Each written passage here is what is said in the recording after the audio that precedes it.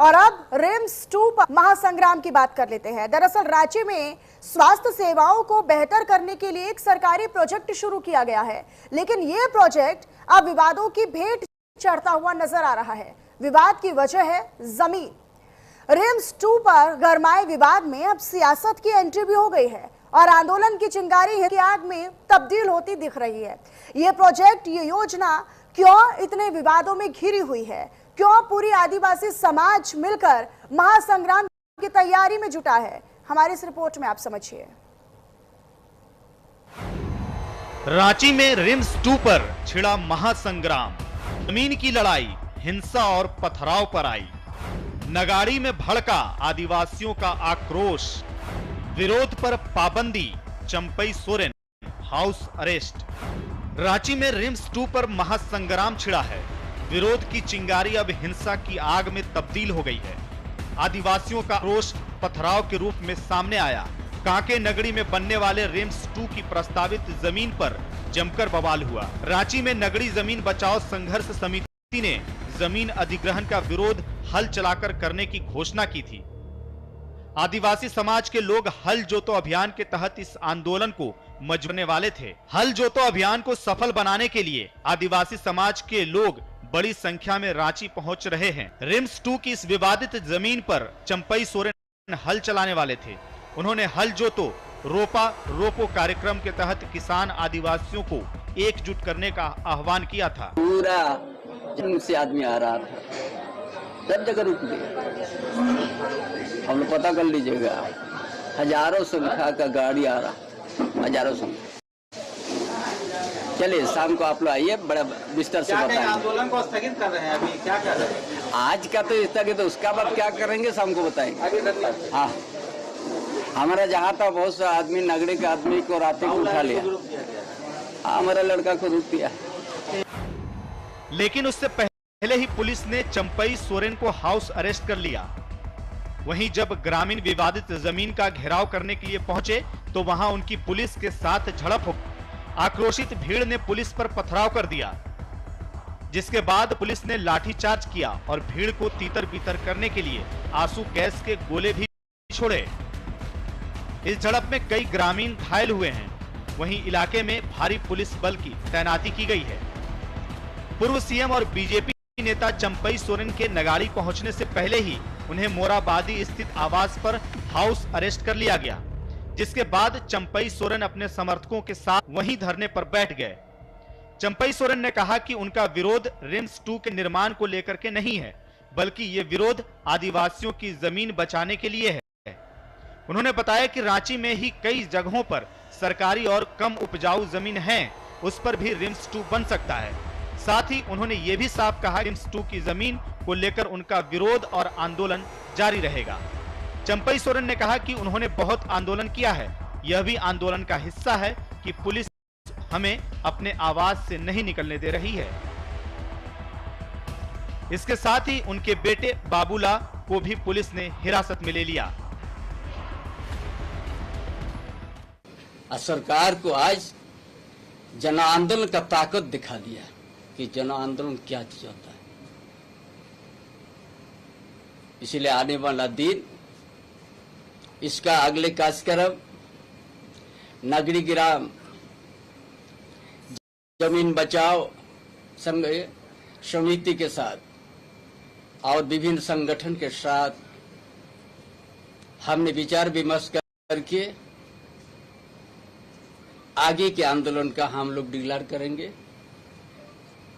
नगरी के साथ साथ में 700-800 एकड़। वहीं चंपई सोरेन को नजरबंद किए जाने पर डीएसपी केवी रमन ने कहा कि कानून व्यवस्था बनाए रखने के लिए उचित कदम उठाए गए हैं। पुलिस ने हस्तक्षेप किया है और वह अभी घर पर ही रहेंगे। उनसे इस मामले में सहयोग करने को भी कहा गया है।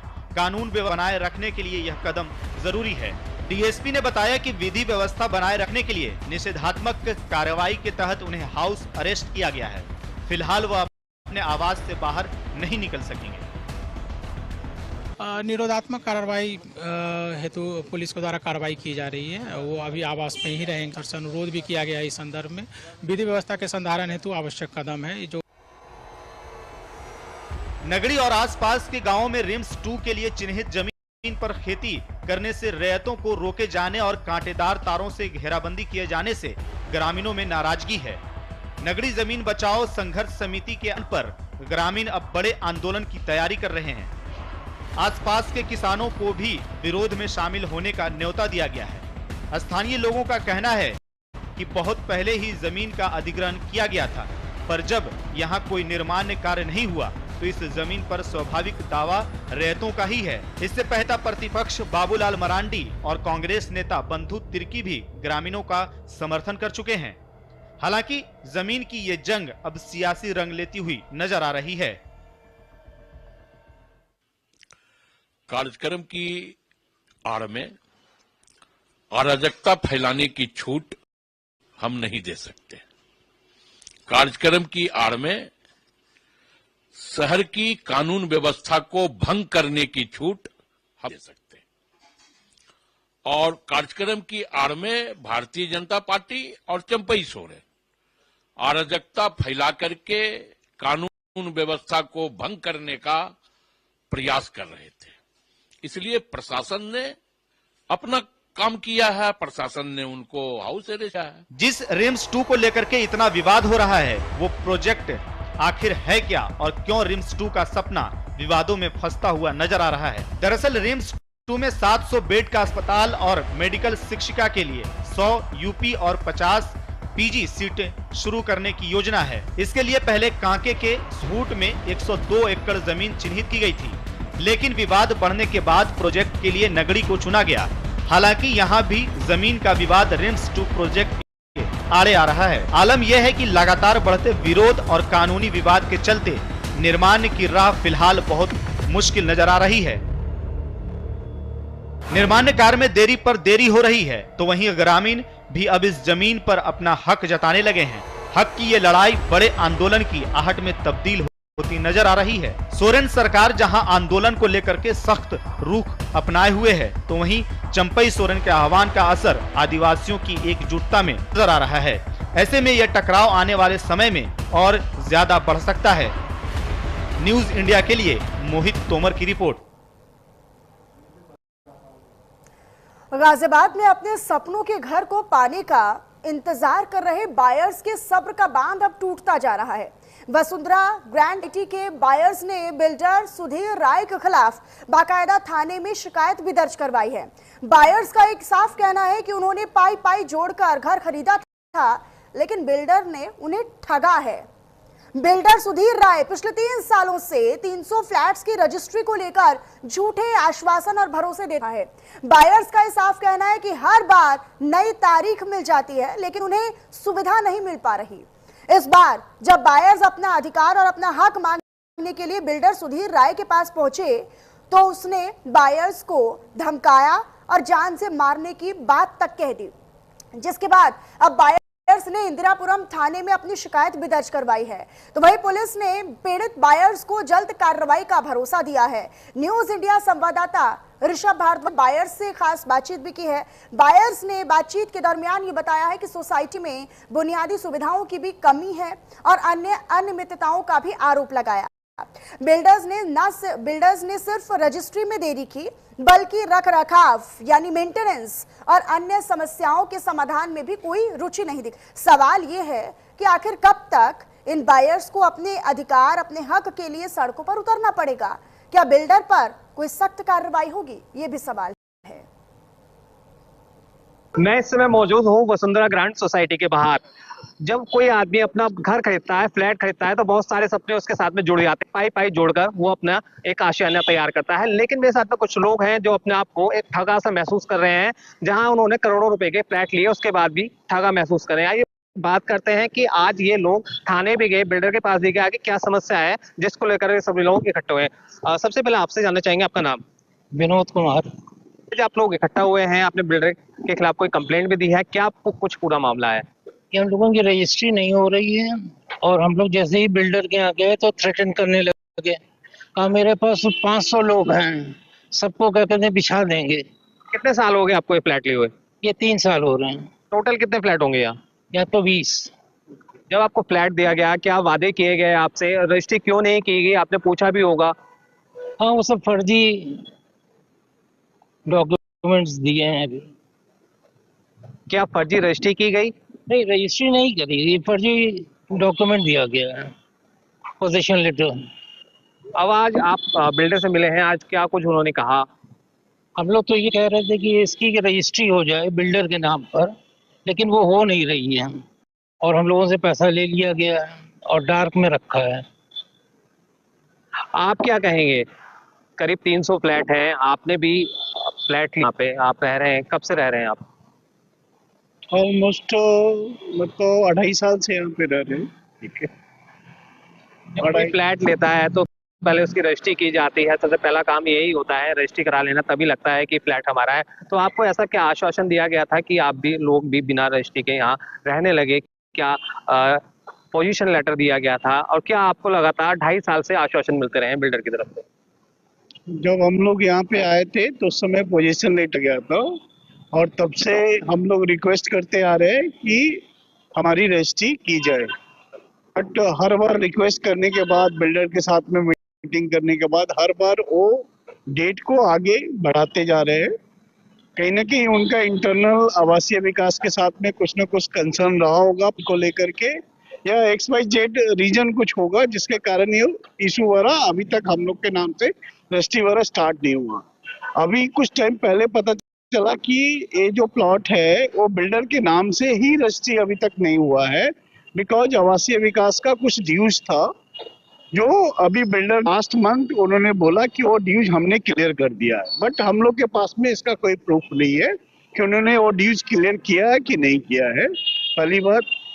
दूसरी बात है कि ये रजिस्ट्री के लिए जो बात अपन कर रहे हैं उसको लिए कहीं ना कहीं वो डेट को एक्सटेंड करते जा रहे हैं और जो प्रॉपर इंफॉर्मेशन रेसिडेंट ना चाहिए वो नहीं मिल पा रहा है। हम लोग प्योरली डार्क में है। उस चीज को लेकर के हम लोगों ने आज बिल्डर से मिलने के लिए, उनका दूसरा प्लॉट है जहाँ पे कंस्ट्रक्शन चल रहा है वहाँ पे हम लोग गए, शांतिपूर्वक हमने उनसे अपडेट लेने के लिए हम लोग वहाँ पे गए।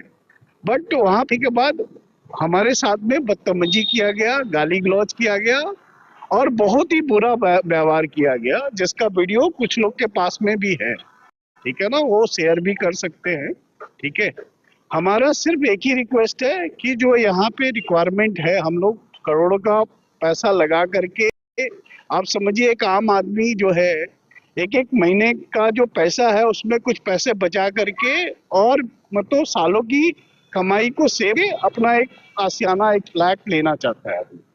अगर उतना पैसा, पूरा पैसा लगाने के बाद भी अगर उसके नाम से फ्लैट रजिस्ट्री नहीं होता है तो आप समझिए वो कहाँ जाएगा। बिल्कुल सही कहा कि करोड़ों रुपए लगाने के बाद भी अगर उसके नाम ना हो तो बेकार है। आपसे जानना चाहेंगे, आप लोग आज पुलिस प्रशासन के पास भी गए, वहां से क्या आश्वासन मिला है आप लोगों को? पुलिस प्रशासन ने ये आश्वासन दिया है कि जो भी आप लोग के साथ बदतमीजी किया गया है, उन्होंने वीडियो क्लिप्स भी देखा, क्योंकि बिल्डर खुलेआम धमकी दे रहा था कि यहाँ पे मैं लाशें बिछा दूंगा आप लोगों की, आप लोग की कोई औकात नहीं है हमसे आकर के यहाँ बात करने की, और गलत शब्दों का प्रयोग किया जो कि कहीं से भी उचित लगता है। तो मैं इस चीज के लिए पुलिस प्रशासन, उन्होंने भी बोला है कि हम इसकी जल्दी जांच कराएंगे और उनको उच्च कार्रवाई करेंगे। अब बिल्डर के नाम की बात करें, क्या बिल्डर का नाम है और क्या इसके अलावा और भी प्रोजेक्ट रहे हैं उनके? हाँ, बिल्डर का 3-4 प्रोजेक्ट है। एक आपका स्टार्ट इन्होंने वैशाली में मेट्रो स्वीट से किया, फिर उसके बाद वसुंधरा ग्रैंड, मेट्रो ब्लिज, और यहाँ पे एक मेट्रो, यहाँ पे किस चीज से बना रहे हैं, यहाँ पे मेट्रो कुछ यहाँ पे बगल में ही बना रहे हैं, मेट्रो का ही प्रोजेक्ट, सुधीर राय नाम है। बाबू जी, आप काफी अनुभवी हैं, बुजुर्ग भी हैं, तो आपका क्या कहना है? ऐसे मतलब 2.5 साल हो गया, रजिस्ट्री नहीं की है, तो आपको क्या लगता है कि आप अपने आप को ठगा सा महसूस कर रहे हैं? एश्योरेंस जो देते हैं फॉल्स देते हैं और पूरा पैसा ले लिया गया है और थ्रेटन करते हैं। ये आज गए तो कहा हमारे पास 500 जने हैं। हर सोसाइटी में एक RWA होता है, तो RWA में आप लोगों की बात हो रही होंगी, चल रही होंगी, तो RWA इसमें क्या एक्शन ले रहा है? RWA तो इसके बाद बनती है, अभी AOA है। ये मेरे साथ में रेजिडेंट थे जो अपने आप को करोड़ों रुपए के फ्लैट लेने के बाद में ठगा महसूस कर रहे हैं। अब हालांकि इन्होंने पुलिस प्रशासन ने कंप्लेंट दी है बिल्डर के खिलाफ। अब देखना ये होगा कि आगे क्या कार्रवाई होती है। मैं ऋषभ भारद्वाज, न्यूज इंडिया, गाजियाबाद। और चलिए फिलहाल इसी स्पेशल रिपोर्ट के साथ इस बुलेटिन में भी इतना ही। बाकी खबरों के लिए आप बने रहिएगा न्यूज इंडिया के साथ। नमस्कार।